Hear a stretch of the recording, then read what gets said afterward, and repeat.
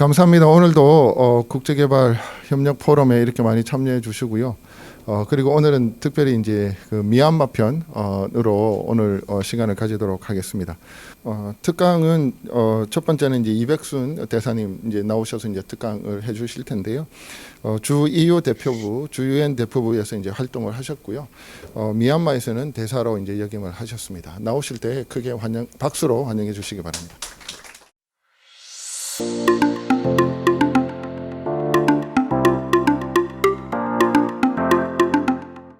2013년, 16년에 제가 미얀마를 대사를 그때 재직을 했기 때문에 미얀마에 관한 그 당시 제가 알고 있던 이야기하고 이런 것을 여러분들한테 전해드리고, 그리고 미얀마에서 어떻게 고등교육을 발전시킬 수 있을지 거기도 같이 고민을 한번 해보겠습니다. 저는 참 미얀마를 보면, 제가 미얀마를 떠난 지 오래되지만 참 슬픈 나라예요. 슬픈 역사를 가진 현대사가 참 그런 나라다. 그 미얀마가 사실 여러분들 지금 젊은 여러분들 잘 모르시겠지만은 여기 교수님도 좀 아실 거예요.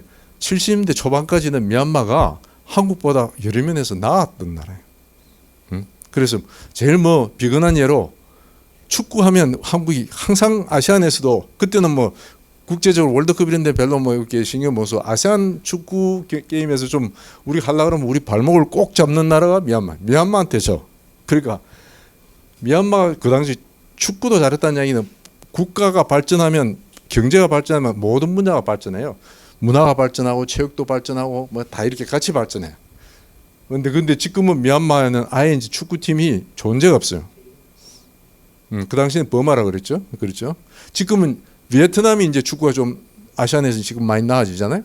그러니까 결국 모든 게 경제하고 같이 가는 거예요. 베트남이 그랬는데 그 당시에는 미얀마가 굉장히 아세안에서는 뛰어난 나라다. 사실 괜찮은 나라였습니다. 그리고 조금 더 역사적으로 우리가 데이트 백워드 하면 19세기 말까지는, 그 18세기 19세기는 미얀마가 사실 그 지역 맹주였어요. 리저널 파워. 그 근처에서 태국은 그 당시에 미얀마하고 비교고 버마하고 비교가 안 됐어요. 제가 그 예를 좀 해줄 텐데, 그러니까 거기 태국을 사실은 미얀마가 많이 침범하고 캄보디아도 침범하고 해서 굉장히 넓은 강력을 가졌던 나라입니다. 여러분 그거 한번 지도 난조 한번 보세요. 지도 보시면 동남아시아 있죠. 인도 차이나 반도 이제 왼쪽이 미얀마가 있어요. 그죠? 버마가 있죠. 그다음에 캄보디아, 라오스, 밑에는 태국, 그다음에 이쪽에 베트남 이렇게 쭉 있는데, 그 나라들이 지금 다 불교 국가로 남아 있잖아요. 그죠? 근데 그게 왜 그러냐? 그게 미얀마 바로 옆쪽은 지금 방글라데시가 있어요. 그죠? 방글라데시, 파키스탄. 근데 거기까지 다 저 중동에서 시작된 이슬람들이 계속 동진을 해왔던 거예요. 동진을 해왔는데 어디서 딱 막혔느냐? 미얀마에서 딱 막힌 거예요. 미얀마가 그만큼 힘이 있는 나라이기 때문에 이슬람 동진을 그것을 막아버린 거예요. 그 막아버려서 그 뒤에 있는, 미얀마 뒤에 있는 딴 동남아시아 국가들이, 그 인도 차이나 반도에 있는 나라들은 불교 국가로 계속 남아 있을 수 있었어요. 미얀마를 포함해서. 그리고 이게 육로가 막히니까 어디로 갔냐? 이슬람 사람들 배 타고 간 거예요. 배 타고 가니까 말레이시아가 이슬람 국가 됐고, 인도네시아가 이슬람 국가 됐고, 어디까지 갔어요? 필리핀 남부까지. 그래서 다 이슬람 국가가 된 거예요. 그거 보면 그 당시에 얼만큼 그 버마가 힘이 있어서 그 막아주는 힘이, 그 이슬람이 밀고 오는 힘을 다 막아주는 그런 나라였습니다. 그런데 그 나라가 지금은 아주 지금 여러 가지로 어려운 상황이 있습니다. 이제 그러면 이게 그 나라를 좀 잘 알려고 그러면 미얀마의 이제 역사를 조금 우리가 봐야 되는데, 미얀마의 역사는, 미얀마가 이제 쭉 이게 현대사를 저렇게 보면 저렇게 돼 있죠. 처음에는 영국 식민지를 19세기 한 1940년 30년부터 영국이 인도에서 계속 미얀마를 향해서 진출하고 이게 영향을 넓혀봤습니다만, 본격적인 식민지가 된 거는 1952년쯤 돼서 이게 86년에 본격적으로 시작됐네요. 80년 식민지가 됐고, 그래서 이제 미얀마가 저 인종 구성이 좀 복잡해진 거예요. 이제 영국이 인도 사람, 방글라데시 사람 이런 사람들을 미얀마에 많이 데려와서 일을 하고 이제 일을 시키다가 그 사람 후손들이 지금 미얀마에 남아 있는데, 미얀마 사람들의 버마 본족, 버마는 사실 몽골족입니다. 여러분들 아세요? 신기하죠. 몽골족입니다. 몽골 반점이 있는 나라예요. 그게 중앙아시아에 있던 그 우리 몽골족들이 동쪽으로 이동한 사람들은 몽골, 뭐 아니면 그게 동쪽에 있었던 요즘에 뭐 홍산문화 이야기하면 동쪽에서 중앙아시아로 갔다는 이야기도 있고 중앙아시아에서 이쪽으로 갔다는 이야기도 있는데 하여튼 이게 몽골, 한국, 일본으로 갔고 그 밑으로 간 나라가 민족들이 그 히말라야 산맥을 타고 밑으로 나가 티베트, 부탄 그래가지고 버마로 들어갔어요. 그리고 인도 맨 위에도 인도 맨 그 회랑에도 몽골족들이 살고 있습니다. 아프가니스탄에도 몽골족들이 좀 있어요. 그래서 버마는 사실은 동남아시아인들하고 달라요. 여러분들 인종적으로 그 사람들은 몽골족입니다. 특히 버마족들 소수민족들이 좀 섞여 있지만은 그래서 이제 영국의 영향을 당연히 많이 받고 영국의 시스템 교육제도도 다 영국 시스템을 받아가 있다가 다음 2차 대전이 터지면서 일본이 점령을 했죠. 일본이 좀 단기간에 점령해 있다가 저때 이제 그 아웅산 장군이라고 여러분들 아시는 아웅산 수지 아버지인데 아웅산 장군은 저 당시에 처음에는 이제 일본군에 이게 협력을 했죠. 뭐냐면 자기 나라를 독립해야 되니까 영국 식민지에서 독립하려니까 일본하고 협력하는 게 좋다 해가지고 일본하고 하다가 나중에 일본이 보니까 또 다시 자기들 점령자가 되니까 그다음 다시 또 영국 이제 연합군하고 손을 잡고 바꿔서 다시 일본을 퇴치하는 그런 이제 군사 활동을 하다가 본인은 정부 수립 직전에 암살을 당해서 죽습니다. 그리고 이제 민간 정부가 48년에 들어서서 한 61년까지 여러 가지 다양한 그 이제 그 정치 세력이 때 확실히 되지 않아 가지고 뭐 연정을 많이 하면서 이게 다수당이 나눠져서 조금 혼란스러운 그런 정치 체제를 가지다가 62년에 저기 군사 쿠데타가 일어납니다. 그래서 네윈이라는 장군이 이제 군사 쿠데타가 일어나 이제 집권하게 되는데 저기서 이제 한국하고 이제 버마에 이제 운명이 갈리는 거예요. 그러니까 한국은 61년에 박정희 장군이 군사 쿠데타를 했고 저희는 1년 뒤에 군사 쿠데타를 했는데 두 지도자의 나라를 끌고 가했던 비전과 방향이 완전히 달랐던 거예요.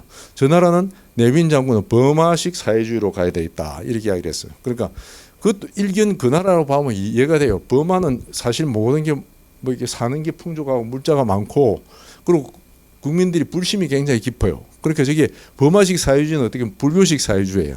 그러니까 미얀마 사람들은 사실 거기는 보면 막 그 모든 동물들을 시민들이 다 먹여줘 길거리에. 길거리에 정말 개들도 주인 없는 개들이 다 이게 동네 주민들이 다 먹여주고 비둘기도 그렇고 고양이도 그렇고 동물들한테까지도 그게 그런 정신이 있어. 그래서 그 사람들은 기본적으로 좀 이렇게 나눠서 쓰는 걸 좋아한다는 그런 국민들의 불교식 마인드가 있는데 그걸 이제 지도자가 그런 식으로 그걸 발전시키자 우리나라는 그렇게 해도 충분히 잘 살 수 있다 해서 버마식 사회주의로 가다가 그게 버마식 사회주의를 하니까 이게 이제 외국하고 교류를 이렇게 닫아버리는 경향으로 간 거예요. 자기 나라 혼자 충분히 자급자족할 수 있다. 근데 우리나라는 어때요? 우리나라는 자원도 없잖아요. 우리는 아무것도 가진 게 없어. 그러니까 우리는 그때는 우리는 무조건 이게 사람이 움직여서 이렇게 노동을 해서 수출을 해서 우리는 이제 살아야 되겠다 해서 우리는 수출 이제 우리 주도형 그런 경제 정책을 택했고 거기서 두 나라의 이제 운명이 갈리기 시작한 거예요. 그래서 버마는 점점점 자급자족 이런 걸 가져가면서 외국과 교류를 점점 더 안 하게 되고 한국은 계속 외국에 수출해야 되니까 자꾸 이제 외국을 나가게 되고 외국을 더 많이 알게 되고 그런 사이에서 이제 두 나라의 경제 격차도 벌어지기 시작한 거예요. 그러니까 저기 우리보다 좀 더 위에 분들 그 유학 같은 유럽에 유학을 옛날에 많이 가서 요즘은 거의 다 미국 가지만은 그분들도 제가 이야기를 들으니까 그렇더라고. 그 옛날에 유럽 독일이나 영국 유학 갈 때 비행기를 어떻게 타고 갔느냐 그 양반들이 이야기하는데 김포공항에 비행기 타요. 그럼 옛날에 프로펠러 비행기니까 멀리 못 날아가 홍콩에 한번 내려 홍콩에서 쉬었다가 그 다음 넥스트 스탑이 양곤 비행장이에요.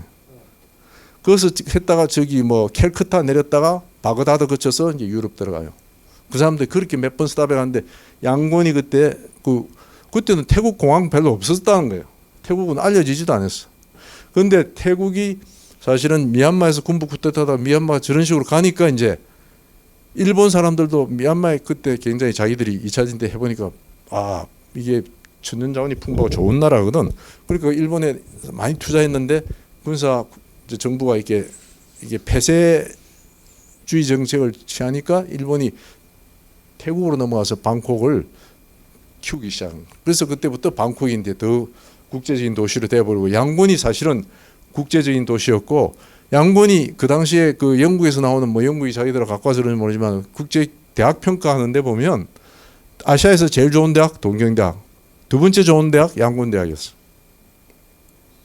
근데 그래서 슬픈 역사의 나라인 거예요. 그렇게 나라가 정치 지도자들이 정치를 잘못하고 나라를 잘못 이끄니까 점점점 이제 세계에서 낙후되어 갔던 거예요. 그러다가 이제 2010 그 군사 정권하는 동안에 88 뭐 혁명이라고 하는데 88 양곤의 범 저때 사람들 많이 죽었습니다. 저때 뭐 4천 명 죽었다 그러죠 대학생들이. 그런데도 불구하고 군부 꿈쩍 안 하고 저 지나갔고요. 뭐 군부는 그때 뭐 이제 자기들이 하다 보니까 뭐 이름도 나라도 저 미얀마로 바꾸고 버마에서 또 다음에 수도도 옮기고 뭐 여러 가지 이상한 뭐 이제 그런 것을 좀 많이 했습니다. 하여튼 저런 정책을 취하긴 취했는데 결국 뭐 그래도 이게 개방주의 정책을 안 취했죠. 근데 이제 그러다 보니까 자기들도 군부도 굉장히 이제 반성하기 시작한 게 자기들도 이게 해외로 나가려면 그다음부터는 양곤 공항이 국제 공항이 아닌 거예요. 거기서 비행기 탈 수가 없어. 자기들 해외 출장 가려면 방콕 공항을 거쳐서 가야 돼. 근데 방콕에 가 보니까 방콕에서 전부 자기들 보니까 하급 노동자들, 식당에서 일하는 사람들, 뭐 배달하는 사람들 이런 사람들 보니까 그 사람들이 다 버마 사람들이야. 자기들이 보니까. 그러니까 그 장군들이 이제 그때부터 좀 반성하기 시작했다는 거지.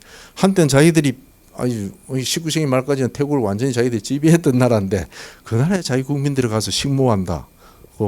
웨이트리스 한다. 막 이렇게 되니까 야, 우리가 나라를 잘못 이끄는 모양이다. 이렇게 이제 폐쇄주의 정책을 해서는 안 된다. 그래서 이제 2011년에 민선 정부를 만드는 거예요. 근데 저게 유사 민선 정부예요. 그러니까 군인들이지만은 군복 입지 않고 나라를 다스리는 거예요. 이제 민간복 입고 그래도 명색이 그냥 선거는 이게 그 선거가 좀 이제 상당히 조작됐다고 그러지만은 하여튼 선거를 통해서 자기들은 뽑혔대서 저기에 이제 땡시엔 대통령이 이제 민간 정부라고 저때부터 이제 개혁 개방 정책을 본격적으로 이제 진행을 하고 그러면서 그게 이제 미얀마가 사실은 국제적으로 각광을 많이 받았죠. 그래서 이제 새로운 마지막 뭐 엘도라도다 그렇게 마지막 그 투자를 할 수 있는 좋은 투자 기회의 땅이다 이랬는데 미얀마가 사실 땅도 굉장히 크죠. 남한 9배, 뭐 9.2배, 인구도 우리보다 많고 자원은 정말 많습니다. 저 나라는 제가 미얀마에 있으면 가난할 수 없는 나라예요. 가난할 이유가 없는 나라예요.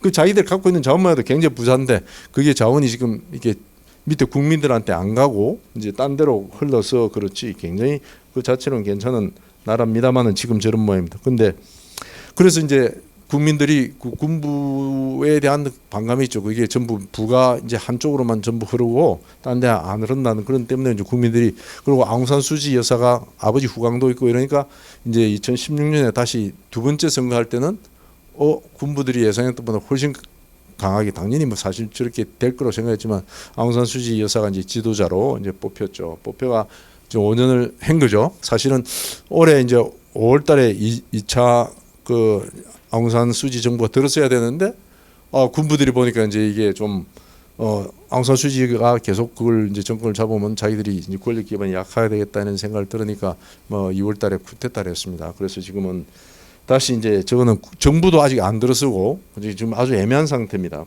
그래서 지금 저 미얀마가 좀 혼란스러운 상태에 있는 거죠. 이제 학제는 뭐 우리가 조금 이게 보면 고등학교가 2학년 된다고 그러고요. 그래서 저렇게 되는데 학교 수를 보면 이렇게 학교 수는 많은데 우리 어디서 눈여겨 봐야 되냐? 저기 대학교가 아주 없죠. 대학교가 우리나라는 뭐 대학생들 이렇게 진학 비율이 뭐 80% 뭐 이렇게 되는데 저기는 뭐 대학생들이 전체 학령 인구 520만부터 하면서 4만이니까 뭐 100분의 1 그러니까 한 1% 2% 1점 몇 프로 대학이 굉장히 적습니다.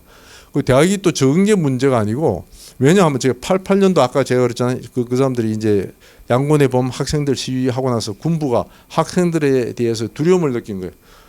대학교를 다 닫아버렸어. 대학교를 닫아버려가지고 대학교가 뭐 거의 저 유사민선 정부 올 때까지는 대학교가 거의 학생들도 뽑지도 않고 기술대학, 직업학교 이런 것만 있었어요. 그러니까 그 참 이제 학교 대학 수도 적지만은 대학 교육 수준이 굉장히 이제 낙후되는 거죠. 뭐 이게 젊은 사람들이 해외로 유학도 가지도 못하고 교수들도 밖에 연수도 안 받고 뭐 그러니까 이 교수들도 있는 사람들이 제가 가서 보니까 굉장히 교수들의 수준이 낮아진 거예요. 교수들이 이게 뭘 국제 이제 교육 수준하고 격차가 너무 나가지고 사실 어떻게 보면 대학 교수라고 할 수 없을 정도로 한국 같으면 뭐 고등학교 선생 정도 할까 하는 정도 그런 국내에서 미얀마에서만 좀 교육을 받았으니까 국제 주류를 전혀 모르는 그런 이제 상태가 되니까 그 교육의 악순환이 오는 거죠. 교사가 좋아야 좋은 학생을 가르치고 좋은 학생이 또 나와서 유학도 가고 해서 이게 또 다음 돌아가 자기 나라 경제 발전에 기여하고 해야 되는데 이미 교육 시스템이 전체가 붕괴되어 있고 없으니까 이 경제 발전을 하려고 해도 그런 좋은 사람들이 없는 게 미얀마의 저게 참 문제입니다. 그래서 이제 저 여기 이제 사진 나온 거는 이건 중앙대학교야. 키스는 중앙대학교에서 하는데 거기 가고 해서 저는 국제정치 인터내셔널 스타디즈만 하는데 거기 교수들을 우리 중앙대 교수들이나 중앙대 교수들하고 이제 딴 데 있던 분들이 가가지고 한국 교수들이 교수를 강의해 줍니다. 저기. 근데 그 강의한 내용 제가 보니까 아주 국제정치학 기본부터 가르쳐요. 저 경제학 하는 사람들인데 코미란데 저거는 경희대학 교수들이 주축이 돼서 경제학 분야 통계 하시는 분들이 양곤 경제대학이 있어요. 양곤 경제대학 교수들하고 해서 저도 똑같이 가서 강의도 해주고 그다음에 저분들을 일로 한국을 불러서 또 미얀마 교수들을 한국에서 이렇게 재교육시키고 하면서 미얀마 이제 자체 교육 이제 캐패시티를 저게 캐패시티 빌딩이죠. 이제 그걸 역량을 확충하기 위한 노력들을 그렇게 하고 있습니다. 한국이 그래서 미얀마를 도와주기 위해서 예를 많이 쓰고 있고 다음에 나온 거는 여기 이제 아까 우리가 잠시 봤던 우리 백승기 이제 총장님 같은 분은 아예 미얀마에 학교를 하나 세우자. 이제 저거는 카파라는 재단이 있습니다. 그 재단에서 한동대도 지금은 그 인볼브돼 있지만은 그 미얀마에 본래는 그 대학을 하나 세우려고 그랬어요. 대학을 세워서 그 미얀마 어디가 제일 약하냐면 의료 수준의 기술은 보면 막 정말 그 한국 동포들은 거기서 병원 안 가려고 그럽니다. 병원 가면 잘못 병 얻어와. 그러니까 그 제일 정말 문제거든요. 뭐 의료 시설이 굉장히 공대도 거의 안 좋고요. 그 이론 공대 하는 거는 좀 괜찮은데 실습 장비가 없어요. 실습. 의대도 마찬가지고. 그러니까 한국에서 제가 있을 때도 그런 걸 많이 했는데 한국에서 의대나 공대에서 이제 우리는 오래돼가 못 쓰는 거 있잖아요.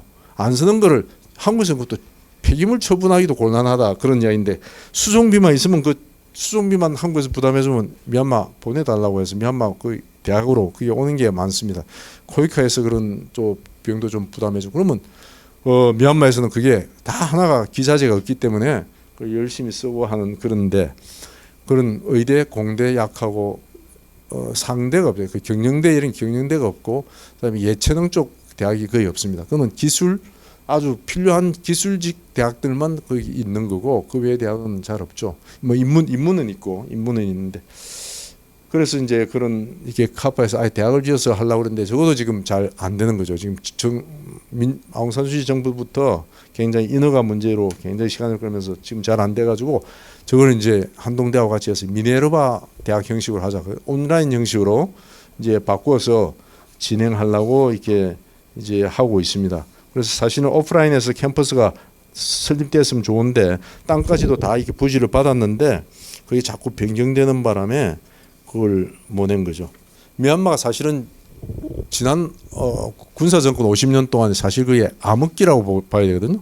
나라가 정말 깜깜한 상태에서 이렇게 살았는데 이제 그 자체적으로는 그 안에서 지금 뭐 불을 이렇게 깜깜한 거 없으면 불을 켜려고 그러면 불을 이렇게 켤 수도 없는 전력도 진짜 전력도 부족하지만 제가 비유를 들자면 방 안에 촛불밖에 없는데 그러면 그 나라 방안을 좀 이렇게 밝게 하려고 그러면 이게 커튼이라도 이렇게 다 쳐야 바깥에서 이게 채광이 많이 들어와야 밝아지는데 저 나라 또 지금 또 커튼을 또 내려 군부가 있고 군부만 그런 군부는 꼭 그러고 싶은 생각이 없어도 군부가 쿠데타를 했기 때문에 국제사회가 지금 제재를 하잖아요.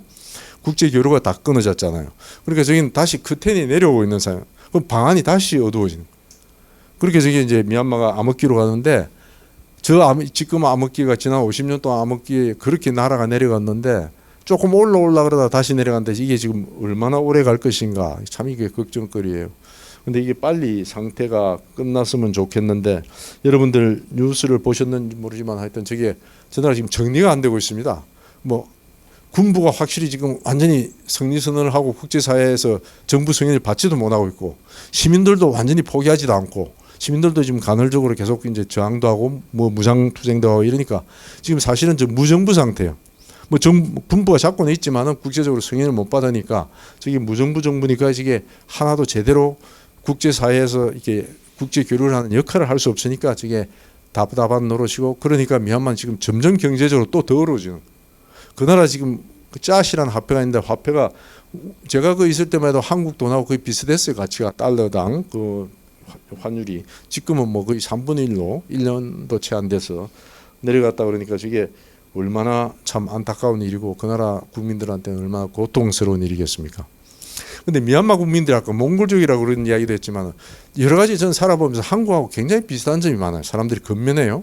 굉장히 그리고 정직하고 정직은 사실 우리보다 더 정직한 것 같아요. 그 사람들이 굉장히 신용을 지키는. 그래서 마이크로 파이낸싱 동남아에서 우리나라 사람들이가 은행들이 많이 하는데 마이크로 파이낸싱이 제일 이게 상환율이 제일 높은 나라, 압도적으로 높은 나라 미얀마라고 그럽니다. 미얀마 사람들은 남 돈 떼먹고 속이진 않아요. 사람들이 참 좋은 그 품성을 가지고 있는 나라입니다. 그리고 미얀마 사람들도 교육열이 굉장히 높아요. 교육열이 굉장히 높아서 거기도 보면 어릴 때부터 좀 되는 집들은 그래도 교육을 많이 시키려고 그러고 그 부모들이 애들한테 이게 과외도 시키려고 그러고 그래서 거기 뭐 제 있을 때도 그때 뭐 문 열리자마자 한국의 메가스타디 같은 그런 학원도 하겠다는 사람들이 와서 그런 사업도 하고 그럴 정도로 미얀마에서는 그 교육열도 굉장히 높습니다. 그리고 학생들이 스승에 대한 그 존경심 그것도 굉장히 좋아요. 우리가 보니까 미얀마 학생들 딱 선생님 앞에서 항상 팔짱을 딱 끼고 있어요. 근데 한국 사람들 처음 가면 그거 잘 몰라. 우리는 한국에서는 팔짱 끼고 있으면 좀 위에 사람한테 뭐 이렇게 해봐라 이런 식 아니에요. 근데 미얀마에서는 그게 아니고 팔짱 딱 끼게 I'm listening to you. 그러니까 듣겠습니다 하면 애들이 딱. 근데 선생님 앞에 항상 팔짱 끼고 있어요 애들이. 그리고 딱 교복 입고 있고. 그래서 애들이 참 그런 거는 좋은데 저기 교육 인프라만 잘해주면 저 나라가 저는 굉장히 발전할 수 있는 잠재력이 굉장히 많이 있는 나라인데 그거 그렇게 되지 못하고 해서 굉장히 그거 하고 그 애들 공부하는 거 보면 참 치열하게 공부를 하더라고요. 그 학생들이 그 영어 원서를 통째로 거의 다 외운다는 거예요. 답안도 영어로 쓴대요. 그 정도로 이렇게 애들이 그런 공부하겠다는 그 의지도 굉장히 강하고 그런 나라인데 저게 참 안 되는 게 참 안타깝다는 이야기입니다. 그런데 앞으로 가면 저기 고등교육을 어떻게 저 나라에서 다시 그걸 해야 되느냐 하는 거는 뭐 여러 가지 있는데 우리 아까 카파 이야기를 해봤지만 카파도 결국 보니까 저게 사학법을 개정해야 되는데 그때 개정은 하긴 했어요. 결국 사학법이 그 외국인들이 저기 지금 사회주의이기 때문에 아직 토지도 외국인이 소유를 못해요. 외국인 명의로 버마 사람하고 미얀마 사람하고 같이 해서 토지를 소유할 수 있고 그러니까 대학도 사실은 외국 사람이 설립을 못해요. 그러니까 그 미얀마 사람하고 같이 해야 되고 결국은 나중에 미얀마 사람한테 또 넘겨줘야 되고 이런 문제가 있는데 뭐 그래도 외국 사람이 할 수 있도록 법은 개정되는데 그다음에 시행령 이런 게 또 만들어졌는데 그게 막 천하하세월되면서 저게 부지 문제도 그렇고 저게 이제 그렇게 표류가 됐습니다. 그러니까 미얀마에서 그런 저 외국인에 대한 조금 뭐라 그럴까 요즘에는 오랫동안 저기 폐쇄를 해서 외국인에 대한 약간 뭐 표현하기 좀 그런데 약간 외국인에 대한 두려움 이런 게 좀 있어요. 이 사람들이 조금 소극적이야. 이게 방어적인 심리가 많이 작용해서 이렇게 외국 사람들한테 뭘 문을 잘 못 열어주는 그런 현상이 있어요. 근데 그걸 좀 탈피해야 되는 게 미얀마 사람들한테는 굉장히 필요한 것 같습니다. 뭐 한국이 참 그런 거에서는 굉장히 좋은 나라다. 우리가 그 카파에서 대학을 설립할 때도 사실 한국에서는 은퇴한 교수님들이 너무 많잖아요. 그래서 자원봉사 하시겠다는 분들도 많고, 그리고 우리도 아까 기자재 이런 것도 한국에서는 이게 남아도는 옛날 이제 구식 장비들 이런 걸 가지고 와서 우리 교수님들이 그 자신의 그 재능을 기부하는 그런 방식으로 하면 미얀마를 많이 이렇게 우리가 정말 도울 수 있는, 우리가 옛날에 정말 못 살 때 외국 도움으로 그렇게 한 나라 우리가 이만큼 잃었었듯이 우리가 다시 그 빚을 갚으면, 저는 항상 그렇게 생각합니다.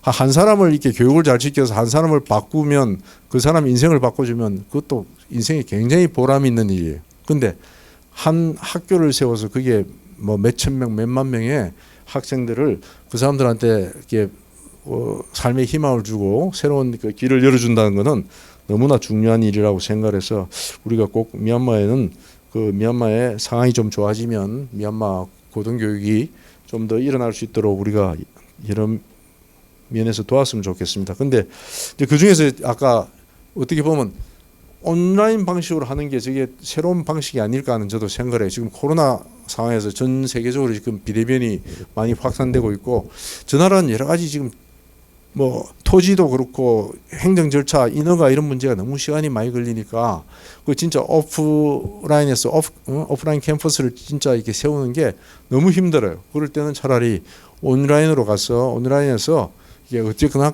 학생들한테 교육을 해서 해외 이게 국제 수준의 그런 교육을 하여튼 미얀마 학생들이 조금이라도 누릴 수 있도록 그렇게 해주는 게 중요하고 그게 오히려 한 단계 점프해서 가는 방법이 아닐까 교육에서는 그렇게 생각을 해요. 그 아프리카에서 여러분들이 뭐 그런 이야기 들었지만 아프리카에도 보면 아프리카는 이게 밀림도 많고 뭐 인프라가 안 좋으니까 그 유선전화는 옛날에 거의 잘 안 됐거든. 유선전화가 없는데 아프리카에서는 그 유선전화가 없는 게 오히려 무선전화를 발달시키는 그게 된 거죠. 무선전화만 발달된 게 아니고 유선으로 뭐 이렇게 은행도 잘 없고 그러니까 은행 가기도 너무 멀고 하니까 아프리카에 보면 오히려 이렇게 이 모바일 결제가 굉장히 빨리 발달했어요.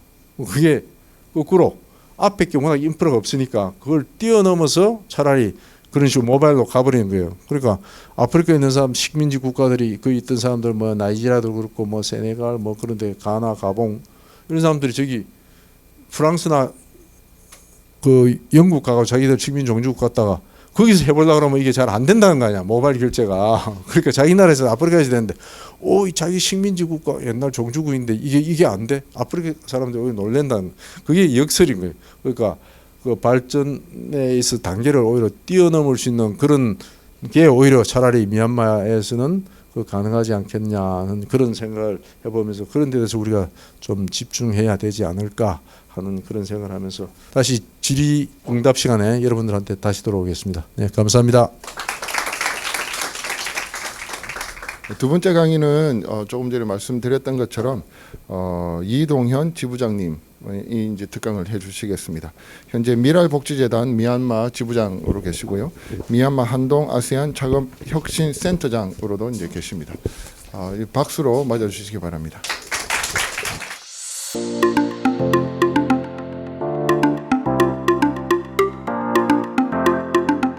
저는 특별히 미얀마에서 20년 넘게 사역을 했고 또 NGO 워커로 미얀마에서 실질적인 교육과 복지에 관한 일들을 이제까지 계속 해왔습니다. 그래서 다른 것보다도 또 미얀마에서 대학 사역을 준비할 때 심부름 역할도 계속하고 있었으니까 그런 실제와 관련된 이야기들을 제가 나누는 게 좋을 것 같습니다. 저는 1997년도에 미얀마에 첫 발을 내딛었습니다. 우리 가족과는 2001년도에 함께 들어가서 살기 시작했어요. 생각해보면 제가 처음에 미얀마에 갔을 때가 군사 독재 정부의 한복판이었어요.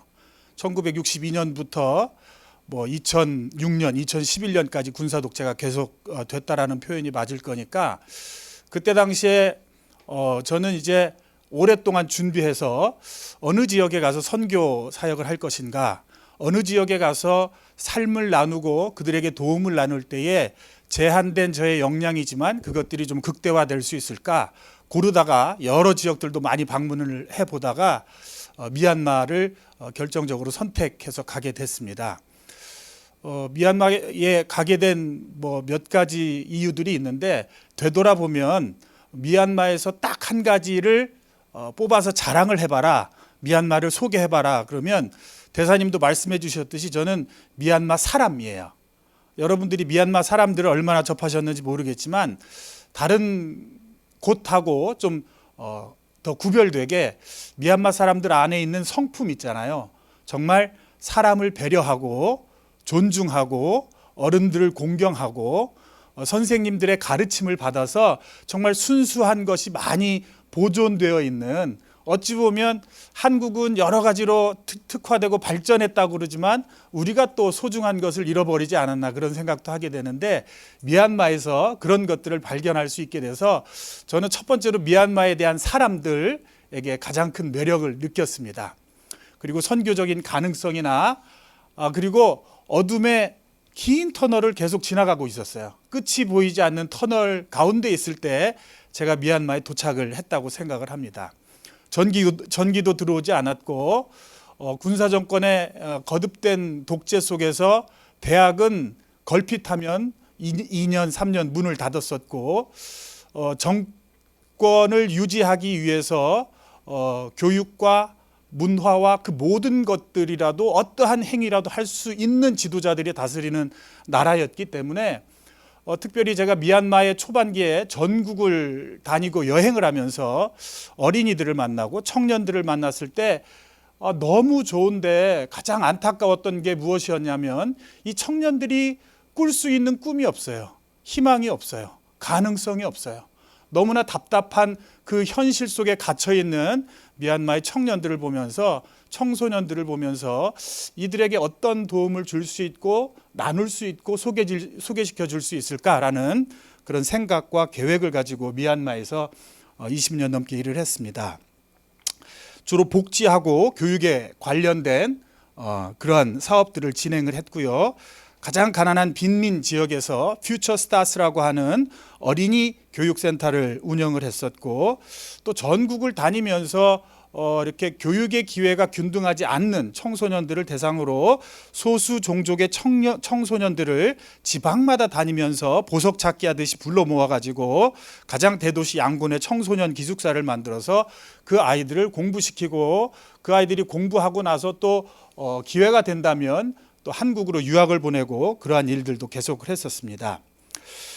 제가 처음에 도착했을 때가 군사독재 과도 정부 하에 96년에서 98년이 또 3년 동안 대학을 문 닫게 되는데, 그때 제가 미얀마를 방문을 한 거예요. 그러면서 고등학교까지는 졸업을 했는데 갈 수 있는 대학도 없고 취업할 직장도 없는 거예요. 그래서 수많은 청년들이 공장도 갈 데가 없고 뭐 집에서 놀고 있거나 아니면 도로 공사하는데 도로 포장을 해야 되거나 이렇게 살아가고 있는 청년들을 많이 보았습니다. 그래서 어린이 사역, 청소년 사역도 했지만 대학생들을 저희 집에 불러 모아서 함께 살기 시작했어요. 얼마 있다 깨닫게 됐죠. 그 제 자리가 아니라는 것을, 삶을 다 이렇게 보여주면서 함께 살았어요. 한 집에서 거의 20년가량 우리 청년들과 함께 살았습니다. 가장 많을 때는 43명의 아이들 한 집에 데리고 살았습니다.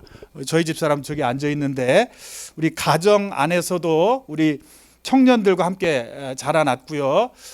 저희들이 이제 코로나 전에 사역을 제일 크게 할 때는 우리 스태프들만 한 150명 정도 됐고, 한국으로 우리 카파를 통해서 유학 보낸 학생들도 150명 정도 됐고, 그리고 미얀마의 국제학교, 그리고 기독교 평화대학, 국제대학 이런 것들까지 꿈을 꾸면서 한국과 연계된 여러 가지 NGO 사업들을 하게 되면서 너무나 희망차고 너무나 정말 보람 있고 너무나 정말 가치 있다고 생각하는 일들을 해가면서 살았습니다.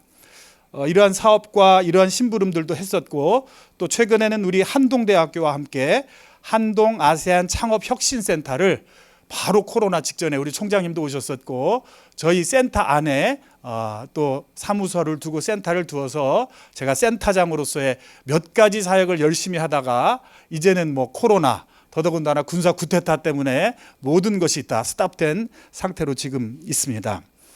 우리 제목을 제가 불확실과 점진적인 붕괴의 길로 가고 있는 미얀마의 고등교육의 새롭고 지속 가능한 희망에 관한 제언이라 그랬는데, 결론은 뭐 누가 보더라도 우리 대사님도 말씀하셨지만 현실을 바라보면 희망이 없습니다.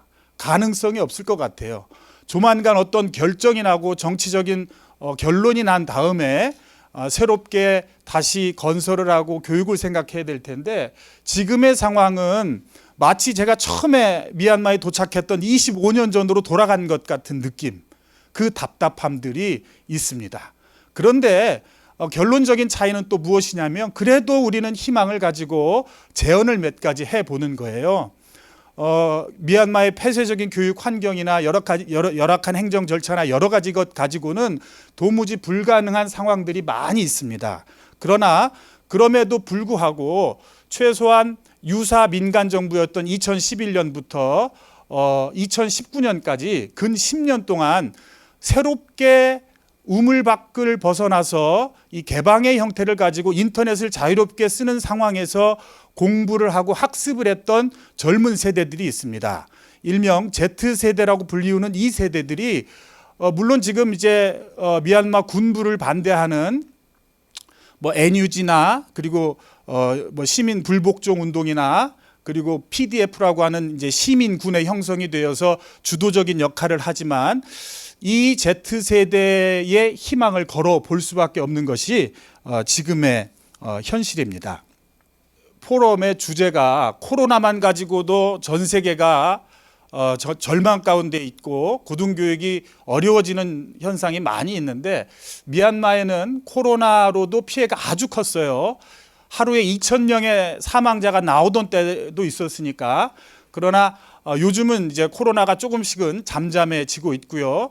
군부 쿠데타는 2월 1일, 2021년 2월 1일 군부 쿠데타가 다시 발생했습니다.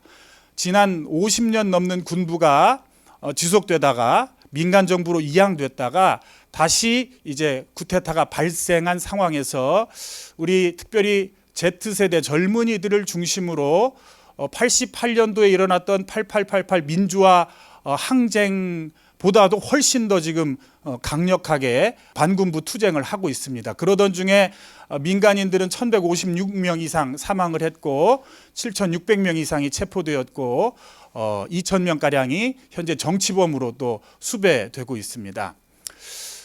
해외에서 국민통합정부를 이루어서 또 미얀마 안에 있는 오랫동안 장기적으로 소수 종족들, 무장 조직한 단체들 그리고 시민 방위군과 함께 전투를 벌이고 있는데 국지전으로는 대도시에서는 군부가 확실히 통제를 하고 있지만 그 외 지역에서는 미얀마 군부가 밀리고 있어서 미얀마 군부도 1,500명 이상의 사망자가 발생을 해서 오히려 내전 비슷한 장기전으로 지금 가고 있습니다.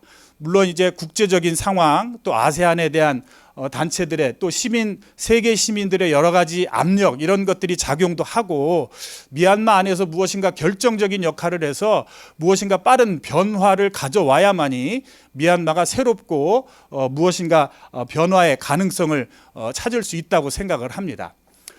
미얀마 코로나 상황 믿을 수 없는 통계이긴 하지만 업데이트되기는 합니다. 주목해서 볼 것은 최근에는 조금 나아졌다. 그리고 치명률이 3.8%로 의료진이 아주 열악하지요. 그 산소 발생기만 있어도 살 수 있는 사람들이 대부분 죽고 병원에 가서 병을 얻어오는 경우가 많기 때문에 외국인들도 어떤 백신에 대한 혜택, 백신도 아직 다 많이 맞지 못하고 여러 가지 의료시설이 열악합니다. 우리 한인들과 한국 선교사들도 돌아가신 분들이 있고 에어 앰뷸런스를 타고 4번이나 왔다 갔다 한 번에 1억 8천만 원 정도 드는 에어 앰뷸런스를 타고도 이렇게 긴급하게 한국으로 들어오는 분들도 있고 그렇습니다. 미얀마의 코로나의 상황들까지 생각해봐도 여러 가지 답답한 것이 현실입니다. 여러 가지로 지금 미얀마의 특별히 교육 생태계는 당연히 무너져 있습니다. 초중고등학교가 미얀마 작년부터 그랬죠. 코로나 때문에도 학교 수업을 못했는데 2월 1일 군부 쿠데타가 일어나고 나서는 더 이제는 학교에 보낼 수조차 없고 학교 중에 대학교까지 포함해서 60개 넘는 학교들이 군사 기지화되어 가지고 오히려 대학과 학교를 중심으로 군부 통제를 강화하는 그러한 조짐이 최근까지 일어나고 있습니다. 부모들도 학교에 보내지 않고 전국의 교사들이 43만 명가량 있는데 대부분 또 시민 불복종 운동에 참여하면서 피해 다니고 도망 다니고 대학의 강사도 19,000명 이상 있는데 이 중에 15,000명이 체포당하거나 수배령이 되어 있어서 현실적으로 미얀마의 모든 교육 현황은 도저히 진행할 수 없는 불가능한 상황이 많이 있습니다. 이제 해외의 망명 정부처럼 임시 정부를 두고 NUG가 활동을 하고 있고, 또 특별히 유학생을 중심으로 해외에 미리 이렇게 나가 있는 미얀마 교포들을 중심으로 26개의 나라에서 지부를 만들고 여러 가지 모금도 하고 활동도 하고 있습니다. 10월 4일 날 지난주에는 이제 온라인 교육 프로그램을 제공하겠다고 해서 10월 4일부터 시작을 했습니다. 그런데 이 NUG 인프라가 깔려 있거나 좋은 플랫폼이 있지 않은 상태에서 게릴라처럼 이렇게 본부가 지나다니면서 피난하고 있는 교수와 교수진들이 진행을 하는 그런 온라인 교육 프로그램이기 때문에 아직 안정적이지 못하고 교육 시스템이 여전히 위험에 처해 있다고 그런 이야기를 많이 합니다. 미얀마의 공교육제도, 기존 교육제도를 보면 이제 아웅산 수지 정부가 들어서면서 교육에 대해서 처음에는 국가 고문과 외교부 장관과 교육부 장관을 겸직해서 했을 정도로 교육에 대한 관심이 많았고 교육을 바꿔보려고 노력을 했습니다. 그래서 유치원을 제외하면 기존의 영국의 영향을 받았던 10학년제에서 이제 12학년제로 유치원을 포함하면 13학년이 되어서 그레이드가 되어가지고 이제 바꾸어서 미얀마의 공교육 제도가 바뀌어 가고 있고, 원래 계획대로 하면 한 학년씩 바꿔가다가 2028년에 13학년 전체가 바뀌는 걸로 그렇게 준비를 하고 있었습니다. 미얀마의 새로운 교육 제도를 보면 새롭고 지속 가능한 희망에 관해서 교육을 바꿔 보려고 했습니다. 교육이 1962년도 이전에는 아시아에서 가장 좋은 교육의 현장으로도 불렸었는데 62년 군부 쿠데타 48년에서 62년이 아주 좋았었고 62년 특별히 65년도에서는 영어로 쓰던 것을 영어 공부를 못하게 미얀마어로 바꾸었고, 대학생들이 모이지 못하도록 데모하지 못하도록 지방대로 분산시키거나 전국적으로 분산시키는 일들이 있어서, 또 특별히 88년도에 민주화 항쟁 당시에 또 대학을 폐쇄했고 그 이후에 모든 대학들을 또 흩어버렸고, 그리고 현재 우리 한동대하고도 미네르바 대학을 온라인 대학 중심으로 상의하고 있는 UDE, University of Distance Education이라고 하는 통신대학 형태의 이 대학들을 전국으로 50% 이상의 대학생들이 이 학생들인데, 그 이유는 한 가지, 데모 못하도록, 정권에 반대하지 못하도록 하는 군부의 통치 때문에 일어났던 것들입니다. 새롭고 지속 가능한 희망에 관한 제언 몇 가지 말씀드리고 마치도록 하겠습니다.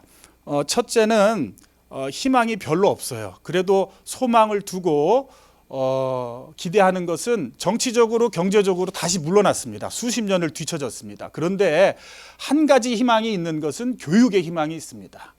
선교를 하더라도 교육 선교 쪽에 이제 미얀마에 지대한 희망이 있습니다.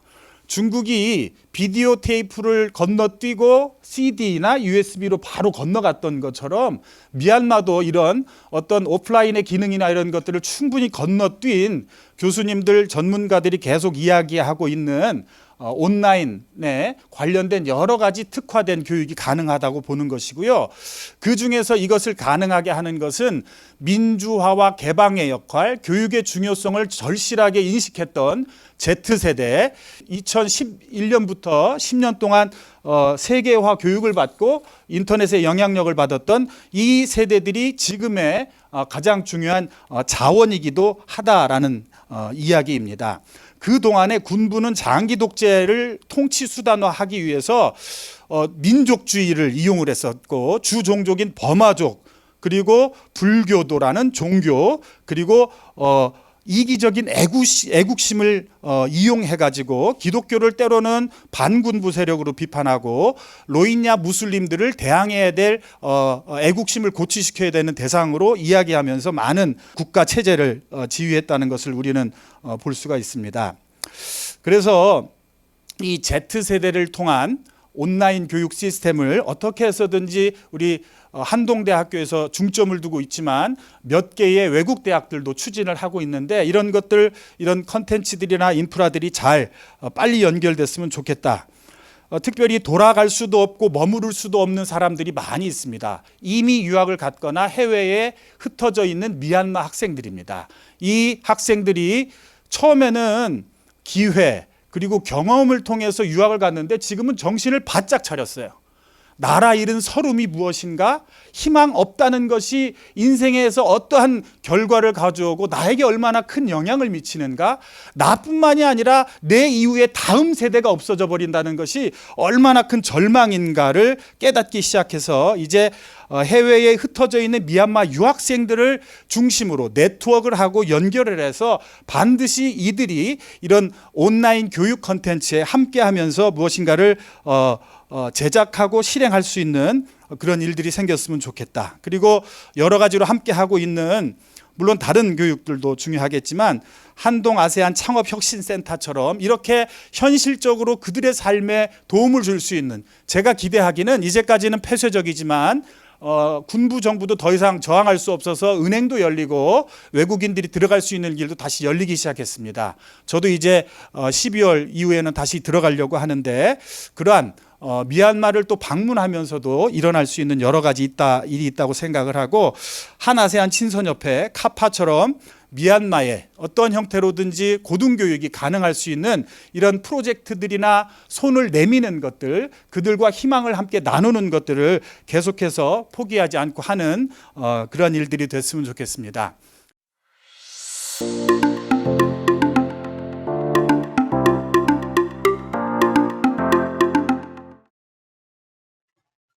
안녕하세요. 한동대 유네스코 유니트윈 프로그램에서 주최하는 국제개발협력 포럼에 초대해 주셔서 감사드립니다. 오늘 말씀드릴 내용은 미얀마의 고등교육의 문제와 또 앞으로의 도전에 대해서 말씀드리고자 합니다. 저는 현재 한 아세안 친선협회 상임이사로 재직 중에 있습니다. 사실 작년 2020년 코로나 사태로 대학문을 열지 못해 전 학생이 실제적으로는 1년 유급되는 그러한 사태에 또 금년 2월 1일에는 여러분도 잘 알다시피 쿠데타가 발생해서 수많은 교사들 또 교수들이 그 시민 불복종 운동에 가담하고 대부분의 대학생들이 다시 거리로 나서서 격렬하게 반정부 시위에 참여하고 이것이 전국적으로 확대되고 있어서 연일 수많은 희생자가 발생되는 매우 참혹한 지경에 이르러 앞으로 이런 정치적인 상황이 매우 불확실한 여건에서 미얀마의 고등교육의 미래를 논한다는 것이 과연 타당한가? 자칫 탁상공론에 머무르지 않을까 하는 생각을 지울 수 없습니다만, 그러나 코로나 사태 또 어떤 이런 정치적인 혼란도 그 속에서도 우리가 무엇을 할 수 있는지 한번 생각해 보는 것은 의미 있는 일이 아닌가 그렇게 생각이 됩니다. 2016년 아웅산 수지 여사가 이끈 민주진영이 반세기에 걸친 군부 독재를 선거로 무너뜨리고 집권했을 때 그동안 외부와 철저하게 단절되고 조직적인 탄압으로 거의 황폐화된 미얀마의 고등교육을 정상화 또는 복원에 대한 그런 기대가 매우 컸었습니다. 군부 집권 이전 50년대까지만 하더라도 양곤대학의 정신인 랑군대학, 그러니까 유니버시티 랑군은 동양의 보석으로까지 불리던 명문대학이었죠. 아마 일본의 동경대학과 이렇게 비교가 될 만한 그런 대학으로 평가되고 있었다고 합니다. 수지 여사가 오랜 가택연금에서 풀려나서 영국의 모교인 옥스포드를 방문해서 명예박사학위 수여식에서 행한 연설문을 잠시 발췌해봤는데요. 우리의 젊은이들이 세계가 그들에게 속해 있고 그들 또한 세계에 속해 있다는 것을 깨닫게 되기를 원합니다. 그래서 성인의 문턱에선 그들이 세계를 위해 최선을 다할 수 있다는 자신감과 아울러 세계가 그들을 위해 최선을 다하기를 원한다는 믿음을 갖게 되기를 원합니다. 라고 연설에서 얘기했죠. 그는 미얀마의 민주화와 번영, 특히 대학을 개방하고 개혁하는 데 있어요. 그 중요성을 누구보다 더 잘 알고 있었고, 그래서 지난 5년간 집권 기간 중에도 나름대로 많은 그 노력을 기울여 왔고 투자도 늘려왔습니다.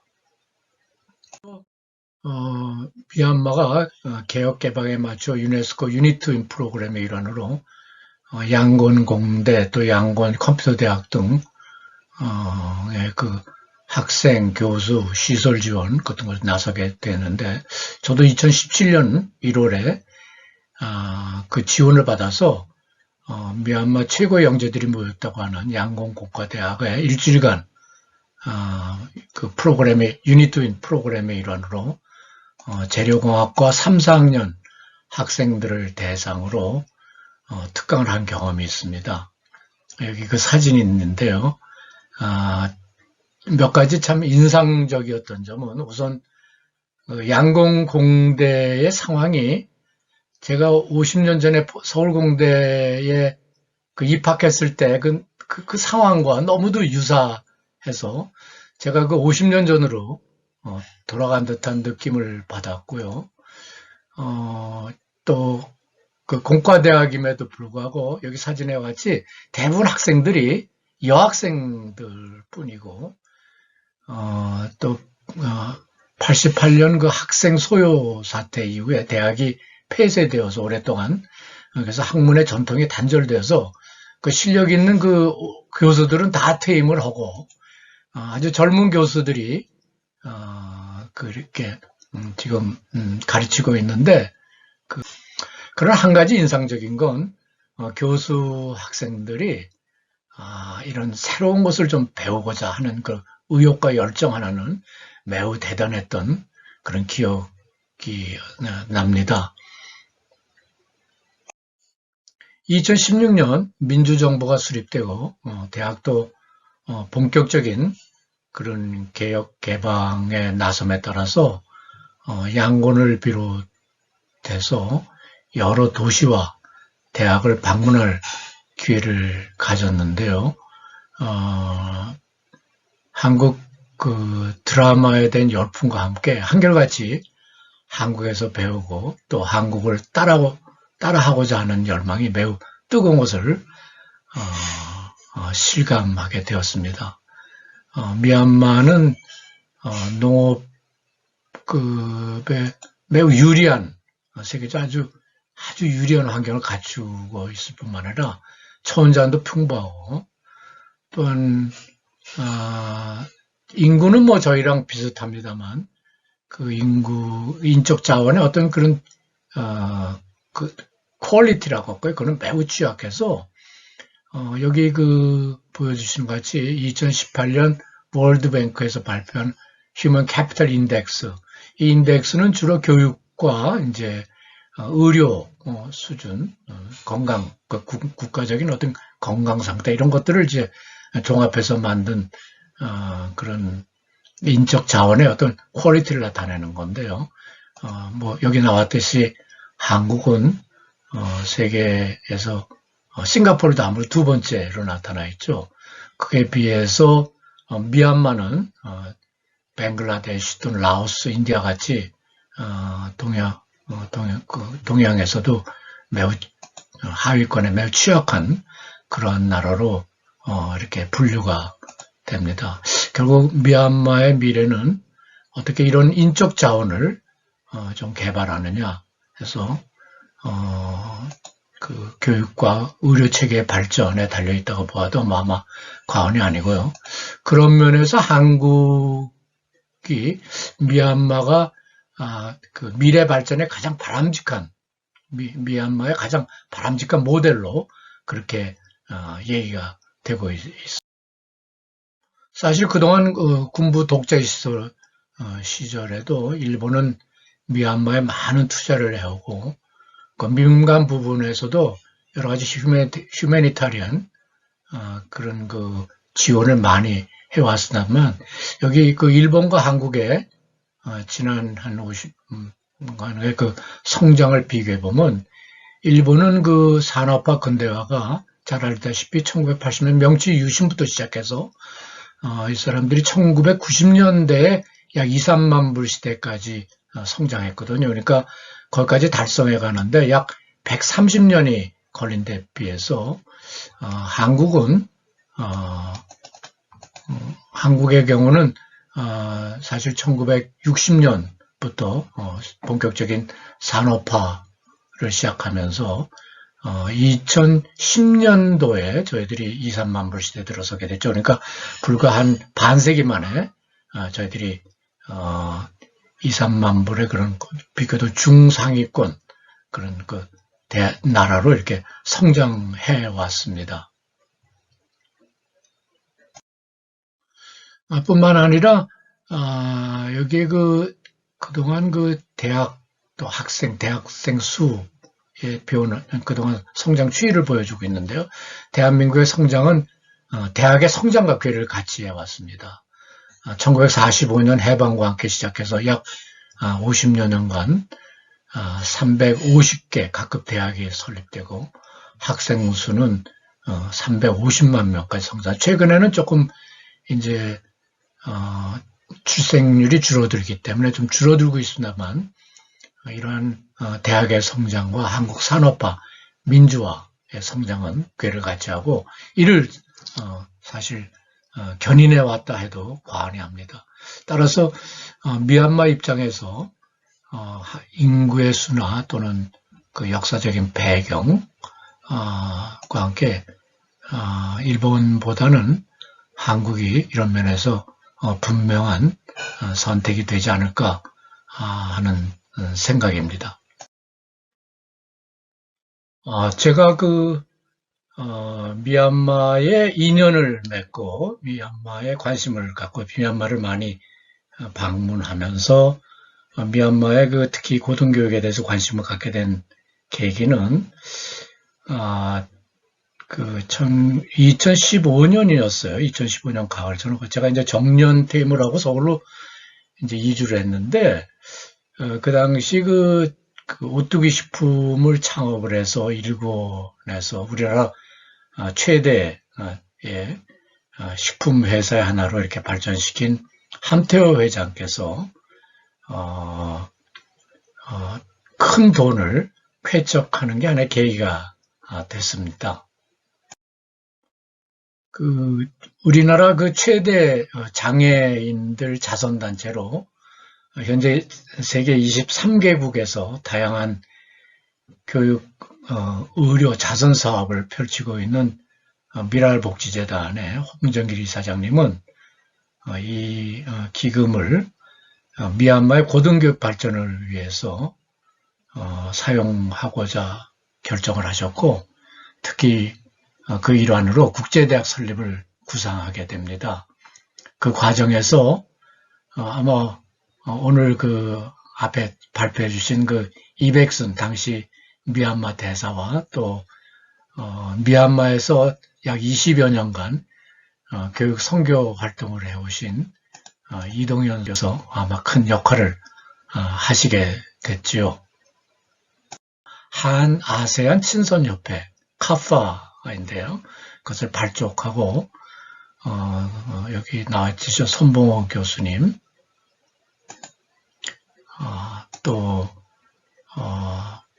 이백순 대사님 등 몇 분 또 권호승 서울대 명예교수님 등 몇몇 분들이 이제 이사로 이렇게 또 대학 설립위원으로 참여하게 되고 저도 그것이 계기가 돼서 여기에 실무를 담당하게 되었습니다. 물론 교육부 장관은 저희들의 제안을 뭐 정말 뛸 듯이 기뻐하고 자기들은 굉장히 고맙다고 하면서 그런데 이제 대학을 어디에 설치하느냐, 저희들은 양곤에 설치하는 거를 가지고 갔었는데 교육부 장관은 저희들이 강력하게 2017년에 그 양곤에서 내피도를 수도로 옮겼지 않습니까? 그래서 지금 내피도를 지금 대대적으로 대대적으로 확대하고 만들어가고 있는데 수도로서 거기에 좋은 자리를 내줄 테니 거기다가 대학을 세웠으면 좋겠다. 그래서 애들이 그런 제안을 받아들여서 대학 이름을 내피도 국제대학이라고 이렇게 명명을 하고 그 안에 여러 가지 수구의 끝에 4개 단과대학을 설치하기로 했죠. 공과대학, 경영대학, 뭐 당장 필요한 분야죠. 그 다음에 아까 말씀드린 의과대학, 가능하면, 그 다음에 한국이 특별히 세계적으로 크게 곽광받고 있는 예술, 디자인 분야의 대학 등 4개 단과대학 설립을 제안하게 됩니다.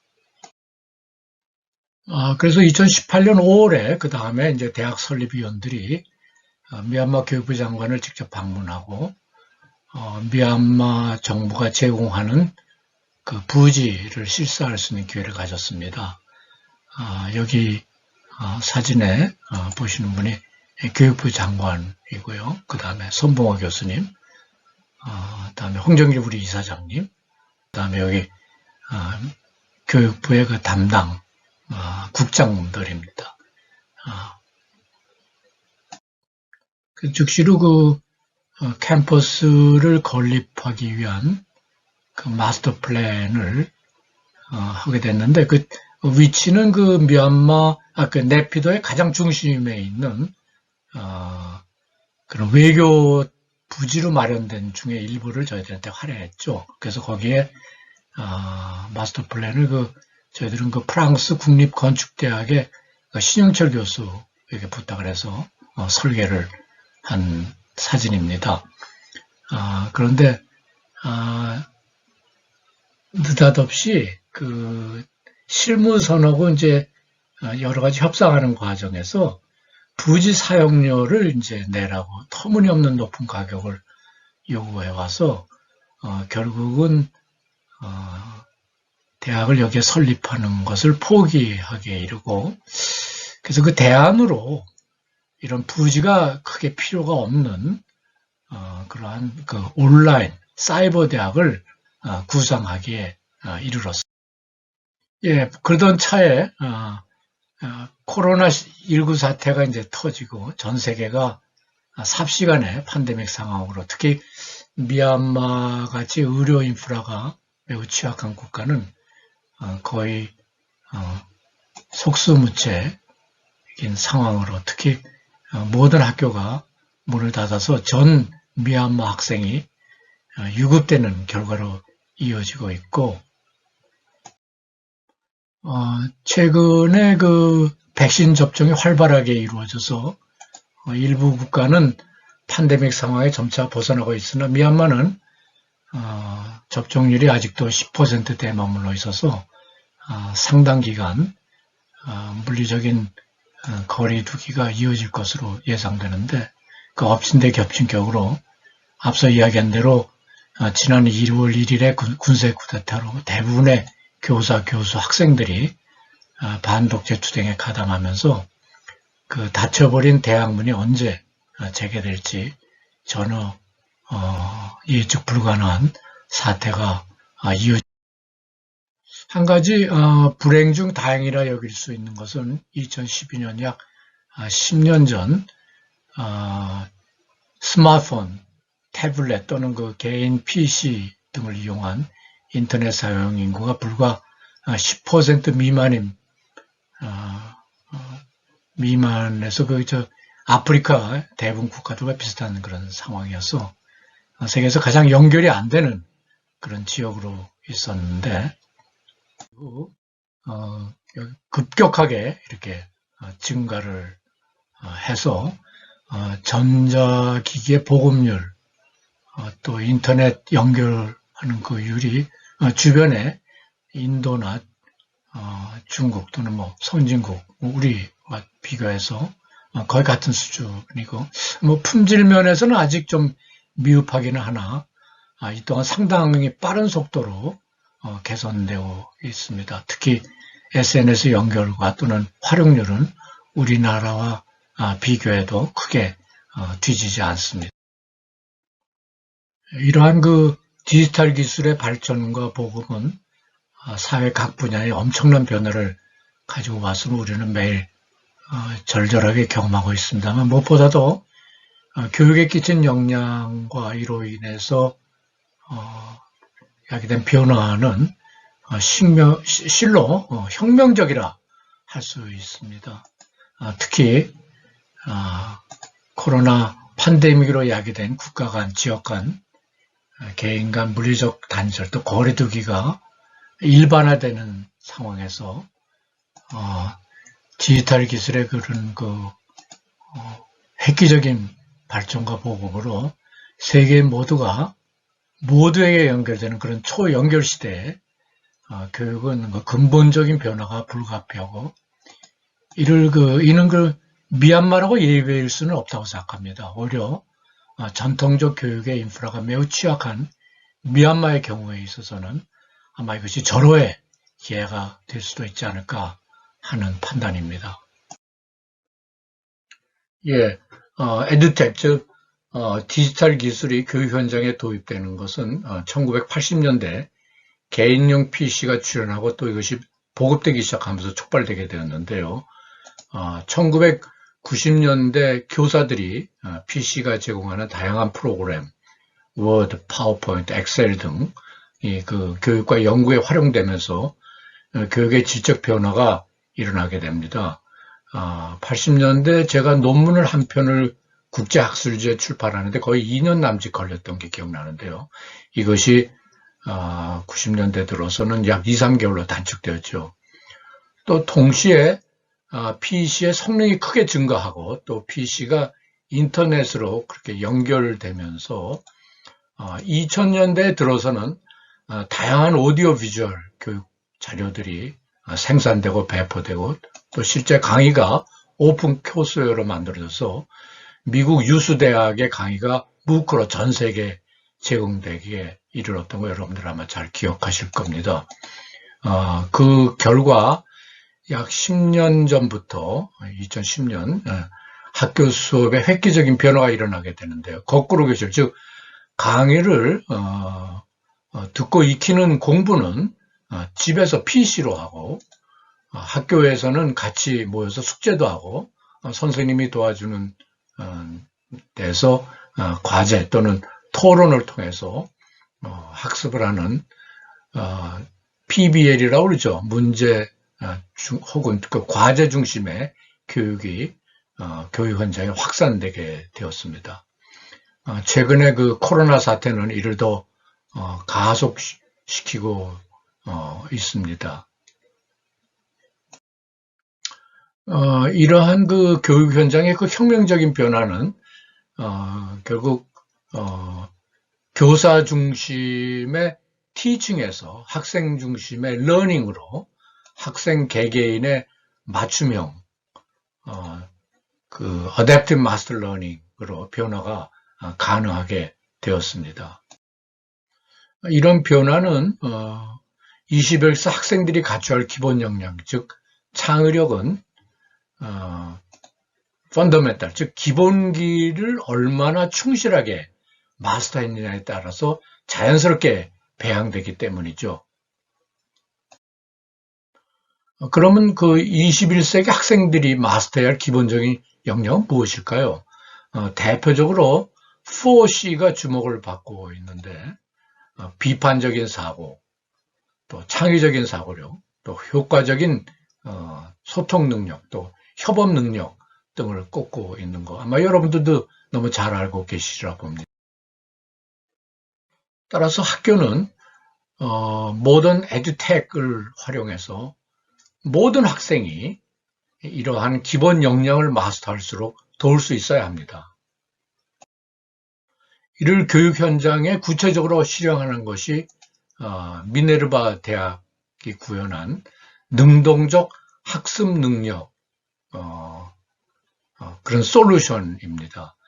플립 러닝은 여전히 무엇을 가르쳐야 하는지를 교사가 결정하고 가르치는 방법을 제시하는 데 비해서 미네르바 교육 솔루션은 철저하게 학생이 무엇을 배워야 하는지 교수는 학생들이 이를 마스터할수록 도와주는 그런 역할을 하게 구성되어 있습니다. 미네르바 교육 솔루션은 2019년에 발간된 Building the Intentional University라는 책자에 잘 담겨 있습니다.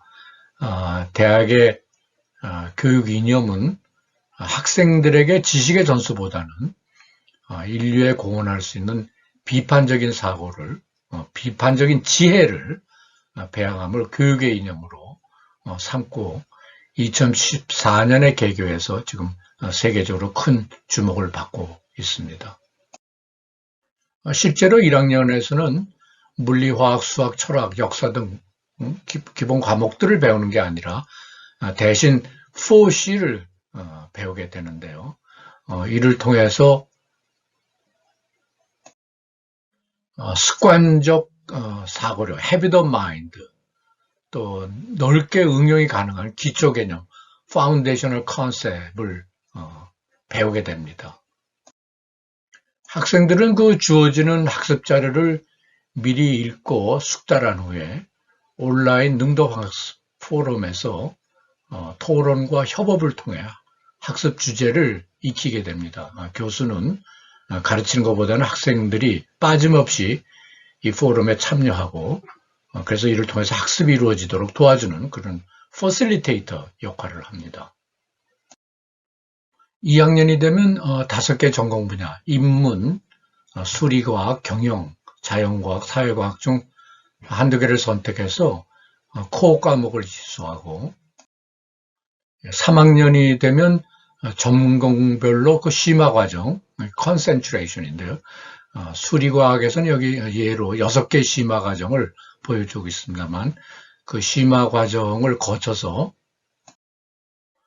4학년에서는 각자가 선택한 캡스톤 프로젝트를 수행하고 튜토리얼, 즉 동료 학생들에게 가르치는 그런 학습도 하고 그 다음에 자기의 캡스톤 프로젝트 결과를 전체 학생들, 교수들에게 발표하는 그러한 과정을 거치게 됩니다. 특히 주목할 것은 4년간 학생들이 같이 7개 도시를 돌면서 생활하게 되는데요. 샌프란시스코에서 1년 하고 그 다음 서울, 타이페이, 하이드라바드, 베를린, 런던, 부에노스 등 7개 도시를 같이 돌면서 도시가 제공하는 다양한 그 문화와 문제들의 또 이슈들 이런 문제 직접 관여해서 체험하면서 학습한 내용을 체화하고 또 적응력을 키워가는 그러한 그 교육을 받게 됩니다. 앞서 말씀드려 네피도의 미얀마 국제대학 설립이 난항을 겪게 되어 마침 2019년 9월에 미네르바 대학 설립자인 벤 넬슨이 한국을 방문하는 기회에 만나서 미네르바 교육 방식을 적용한 대학 설립 가능성을 타진하게 됐는데요. 우리 도움에 벤 넬슨이 흔쾌하게 수용해주고 그래서 그 다음 해 2020년 4학년 학생들이 당시 기숙하고 있는 타이페이를 한동대에 있는 조대원 교수님과 같이 방문해서 아시아 지역 총괄 대표인 켄 로스하고 구체적인 협력 방안을 논의하게 됩니다. 그 결과 지난해 12월 한동대학교 내에 아세안 학생들을 위한 미네르바 학부 개설을 합의하고 미네르바 한동대 와 온라인으로 기본 양해각서의 서명식을 가졌습니다.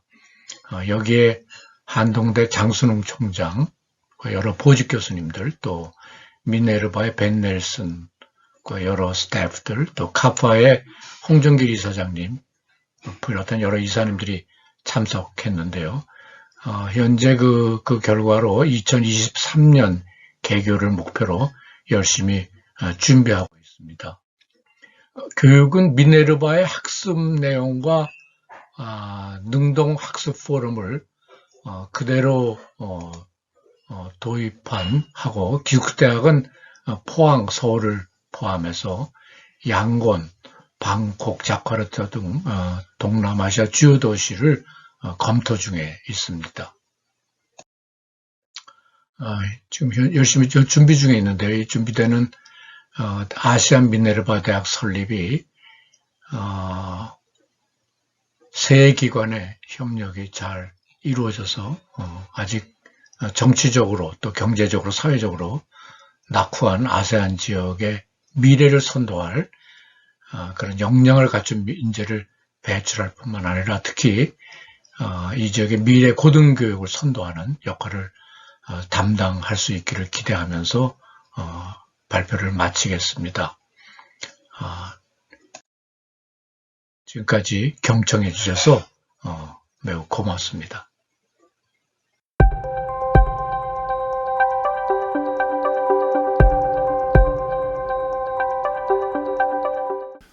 우리도 뭐 그 MZ 세대라 그러잖아요. 미얀마의 Z 세대도 세계적으로 보니까 확실히 비슷한 경향들을 많이 띱니다. 어떤 기존에 있던 전통들의 전통화되고 어떤 길들여져 있는 익숙한 것에서 탈피하면서 새로운 것들을 받아들이고 변화되는 세대인데, 이 가능성 있는 것은 무엇이냐면 기존에 10년 넘는 기간 동안에 개방됐고 지금은 오프라인이라고 하는 공간 안에서 가둬두지 못하도록 전 세계가 네트워크 되어 가고 있잖아요. 그런데 이런 것 중에 특별히 교육을 위시로 해서 교육뿐만이 아니라 여러 가지 뭐 우리 K 컬처도 되겠고 다양한 문화들이 그들 가운데 함께 네트워크가 되고 접속될 수 있는 그런 일들을 많이 만들어야 된다고 생각을 하는데, 물론 내부 안에서의 변화도 필요해요. 그런데 잘 쓰는 표현으로 우리 옛날에 여러분들도 잘 모르시겠지만 지게찜을 질 때 우리 정말 산더미처럼 지게를 지어놓으면 혼자서 도저히 못 일어나잖아요. 그런데 뒤에서 일으켜만 주면 열심히 걸어갈 수는 있어요. 그런 것처럼 이렇게 외부로부터의 지원, 이런 것들이 시스템을 만들어주는 지원이 그들에게 연결만 된다 그러면 저희는 Z세대가 필요하는 세계적인 공감, 아까 뭐 우리 세계 시민 학교 뭐 이런 시스템들도 얘기해 주셨지만 다른 여러 가지 것들 통로들을 통해서 이런 가능성과 기회들은 Z세대를 통해서 변화가 충분히 가능하리라고 보고요. 그런데 전제되어야 될 것이 이 Z세대와 미얀마 안의 내부적인 폭발로 한계가 무엇이냐면 정치 권력이에요. 이 경제를 살릴 수 있는 정치 권력이 빨리 일어나야, 우리 입장에서는 이제 시민 혁명군이 빨리 일어나고 아시안과 유엔이 도와줬으면 좋겠지만 이런 일들은 일어나지를 않아요. 저는 제가 이제 미얀마에 오래 살다가 올해 군부 쿠데타 일어나고 나서 미얀마에 2달 들어갔다 나왔는데 저는 공황장애가 걸리고 엄청난 정신적인 고통과 충격, 제 삶을 잃어버리는 것 같은 충격을 받았어요. 그런데 그 나라 사람들은 정말 모든 게 다 없어진 거예요. 그런데 이것을 누군가 그 안의 절망과 희망들을 외부적인 도움도 절실히 필요하고, 그러나 어떠한 큰 힘이 작용하지 않으면 참 그것은 누구나 단정할 수도 없고 개인의 어떤 집단의 힘으로 그것이 쉽게 변화될 수는 없다고 생각을 합니다. 그래서 한통대에서 함께 기도해 주시고 그런 믿음의 가능성과 자원을 위해서 손 뻗고 한 걸음 내딛고 한 가지씩 시도하는 게 그들을 잡아줄 수 있는 거고 뒤에서 밀어줄 수 있는 첫 번째 걸음이라고 생각이 됩니다.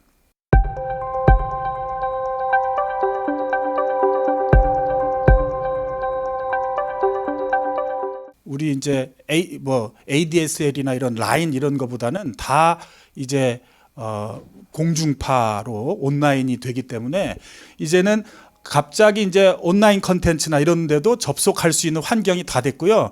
말씀하신 대로 미얀마도 지금 결제가 그리고 송금하는 수단이 모바일로 다 돼요. 한국 카카오뱅크나 이런 거 우리 최근에 시작했지만 미얀마는 어렵지만 일찍 초기 단계부터 시작했고 중간 단계의 어떤 과정들이나 중간 단계의 어떤 비즈니스 이런 중간에 걸치는 게 없어져 가지고 온라인의 기회는 상당히 많이 있다. 물론 질은 낮지만 그리고 결정적으로 외국 텔레노라고 하는 노르웨이 인터넷 기업이나 이런 기업들이 또 철수하는 바람에 지금은 일본에서 주로 돕고 있는데 정권만 많이 바뀌게 된다 그러면 온라인을 통한 교육이나 온라인을 통한 액세스는 충분히 가능하다. 그러나 이제 비용 부담이 있기 때문에 외부에서 상당히 원조를 해주어야 이 시스템이나 온라인 교육은 가능할 거다라고 저는 알고 있습니다.